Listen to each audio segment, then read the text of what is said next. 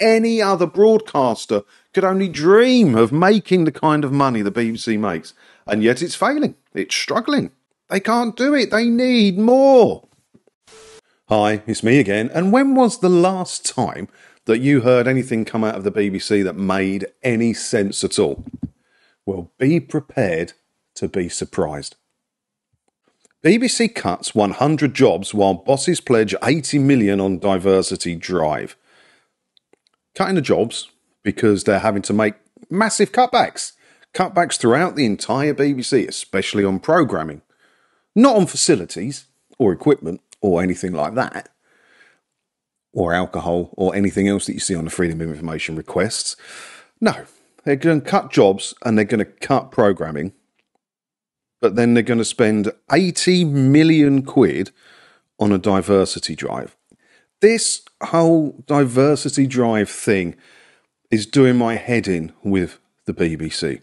It doesn't matter what colour your skin is, what your religion is, or where you come from. But in a perfect world, wouldn't you like to see it be the best person for the job gets it? There's so many places now saying we're going to have 50% women and 50% men.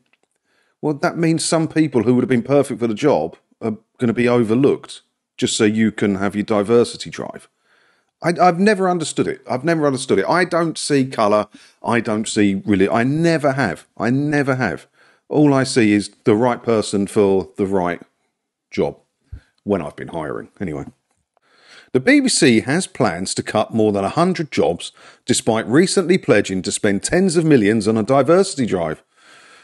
However, this comes alongside another announcement from the broadcaster to invest £80 million annually in creative diversity projects and raise representation targets in production teams from 20 to 25%. The National Union of Journalists has hit out of the broadcaster after hundreds of jobs were lost across the BBC earlier this year, adding the further cuts are putting the BBC in a perilous state. They're cutting the wrong things, aren't they? And I know they're cutting the wrong things because I've got a video on this, right? So the numbers I'm about to say aren't necessarily true. But here, look, this is the tea factory in Birmingham, which the BBC are refurbing to become a new production house for them. And it says here, the total cost of redeveloping the tea factory is 69.3 million. 55 million come from private investment. We'll talk about that when I do that actual video. But then they also had the EastEnders set, which I believe was 86 million quid. Then they've got their main offices in the most expensive part of one of the most expensive cities on the planet. They're not scared about spending some money, are they? So don't be fooled by all these cuts. They're getting over 5 billion quid a year just from licence fees. That's not to mention the private money coming in from BBC Studios, BBC Productions Limited, BBC Distribution Limited, and 1,000 other BBC related companies. I don't understand how they're getting away with it. How is it only me that sees how dodgy the whole setup for the BBC is? If you want to trade commercially under the BBC name, it should all be under one roof, right? How are you allowed to have private companies making private profit, trading under the BBC name, and then demanding over here that we pay you £169.50 a year, and if we don't, you'll send the boys round? I have no idea how they're getting away with it. It's just a big boys club, and we're not in it, isn't it? A total of 500 cuts will be achieved by the end of March 2026, as bosses said the BBC faces a tough financial climate. Yeah, it wouldn't be that tough a financial climate if you were making your own money. I'm sure BBC Studios, who are recording record profits, aren't saying it's a tough financial climate. But you, with your bowl out, begging for £169... No, you're not begging, you're demanding £169.50 from every household in the UK. You're struggling financially, are you? It makes no sense. Give Channel 5 5 billion quid a year and watch them thrive. Watch them make the best stuff you've ever seen. Any other broadcaster could only dream of making the kind of money the BBC makes.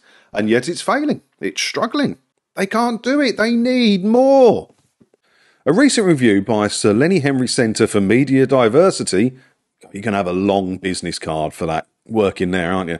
Into the company, made a number of recommendations for the corporation over its diversity offerings.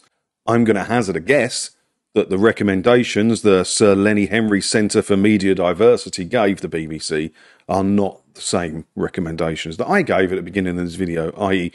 hire the best person for the job, the person most qualified and most able to do it. The Centre's recommendations, including publishing annual intersectional analysis, urgent large-scale intervention, I don't know what any of this means, to create transformative, still don't know, in the industry for people with disability, and the abolition of catch-all terms and vocabulary for ethnicity. How much, and I'm not going to file an FOI request for it because the BBC will not answer me, but how much, leave in the comments below what you think the BBC would have paid to the Sir Lenny Henry Centre for Media Diversity to come up with this plan for them, just to spout out a load of words which make no sense in the world to me at all. How many millions do you think were paid for this study? Its £80 million investment will be spent on TV and radio projects and will focus on aligning diverse on-air storytelling with stronger off-air representation in senior production roles and leadership within production companies.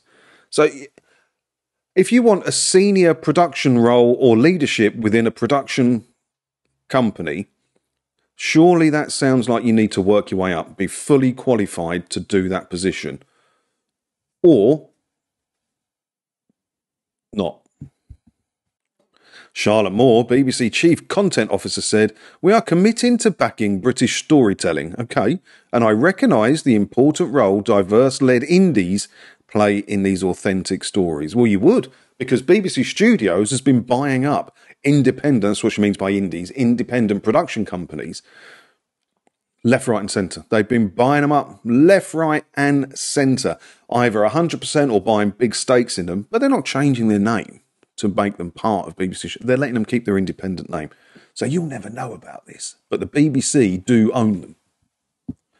By increasing our investment in diverse content and enhancing our off-screen diversity targets, it's just words, isn't it? It's a word salad.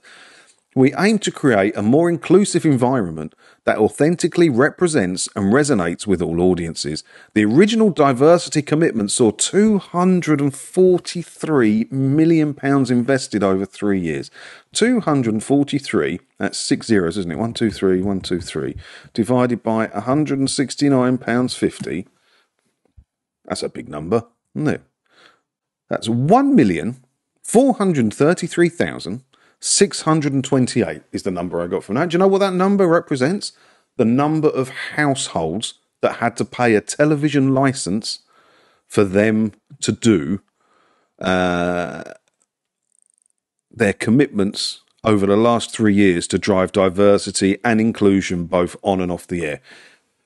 How do you need 1.4 million households to pay a license fee in order for somebody to say, "Are you the best person for the job? You got a good idea? Yeah, you're in, son," or madam, or not applicable, whatever.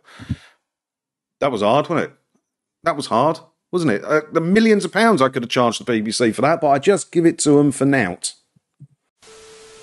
I don't know. Am I too sensible for my own good? Do I actually have common sense, or am I miles off the mark? Let me know your thoughts about it down in the comments below. While you're down there leaving your comment, please do hit the like button, hit the subscribe button if you haven't already. If you have, check that it's still clicked, because some people have been unsubscribed recently. Because if you do all of that, hopefully I'll get to see you in another video again soon, won't I? Ta-da.